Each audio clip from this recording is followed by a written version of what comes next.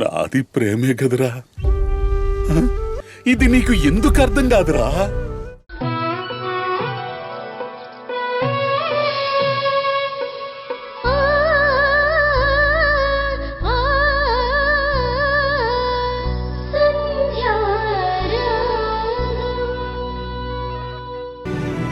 నువ్వు నన్ను అర్థం చేసుకుని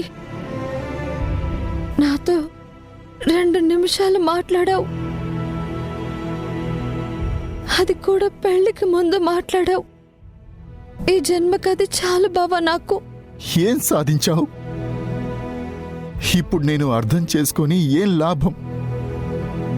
విలువైన లైఫ్ని ఇలా పాయిజన్ తాగి ముగించుకోవాలనుకున్నావు కదా. నాకెంతే రాసుంది బావా. ఇంకా ఎక్కువసేపు బతకనని నాకు అర్థమవుతుంది బావా. నేను చనిపోయే వరకు నువ్వు నాతోనే, నా పక్కనే ఉంటావా? అలా మాట్లాడొద్దు మౌనిక. నీకేం కాదు. లేదు బావా, నా కండిషన్ నాకు తెలుస్తుంది బావా. ఒక చిన్న సహాయం చేస్తావా? చెప్పు మౌనిక, చెప్పు. ఏం కావాలి? నేనేం చేయాలో చెప్పు.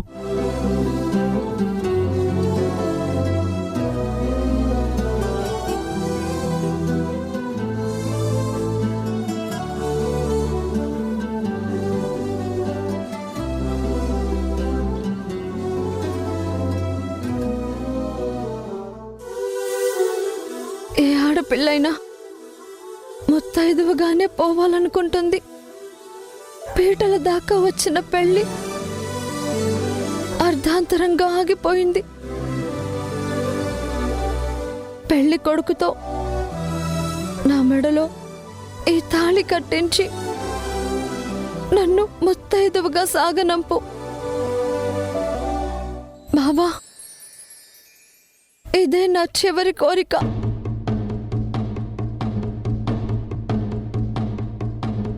నీ కోరిక నెరవేరుతుంది. నేనిప్పుడే వెళ్ళి పెళ్లి కొడుకుతో మాట్లాడతాను.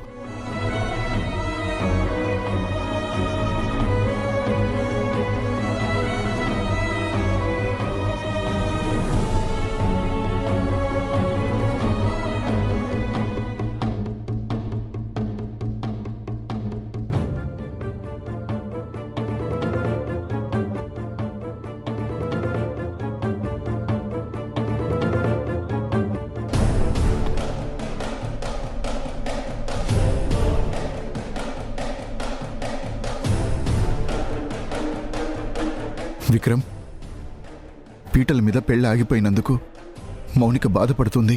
తను ముత్తైదువుగా చనిపోవాలనుకుంటుంది. వెళ్ళి తన మెడలో తాళి కట్టు ప్లీజ్.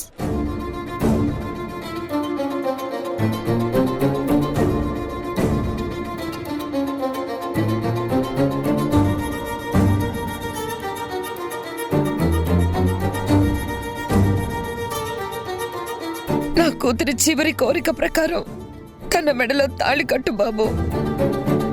ఏం మాట్లాడుతున్నారండి? ఇంకొద్దిసేపట్లో ప్రాణం పోయే ఆ అమ్మాయి మెడలో నా కొడుకు తాళి కట్టాలా? ఆ అమ్మాయి పెళ్లికి ముందు ఒక అతన్ని ప్రేమించిందని చెప్పింది. అయినా గాని ఈ పెళ్లి కొప్పుకోవడం మాదే తప్పు. ప్రేమించిన వ్యక్తి బాగున్నాడు.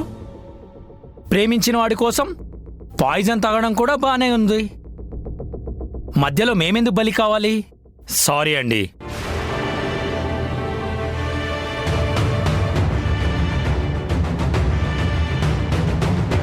అమ్మాయి కండిషన్ చూసి అయ్యో పాపమని ఇంత దూరం వచ్చి సానుభూతి చూపించగలం, కానీ అయ్యో పాపమంటూ నా కొడుకు చేత తాళి కట్టించలేమండి. ఏమీ అనుకోవద్దు. తను ఇంకా బ్రతకదని తెలిసి ఎవరు మాత్రం తాళి కడతారు చెప్పండి? క్షమించండి. పదరా. ఏమండి? అయ్యో బాబు.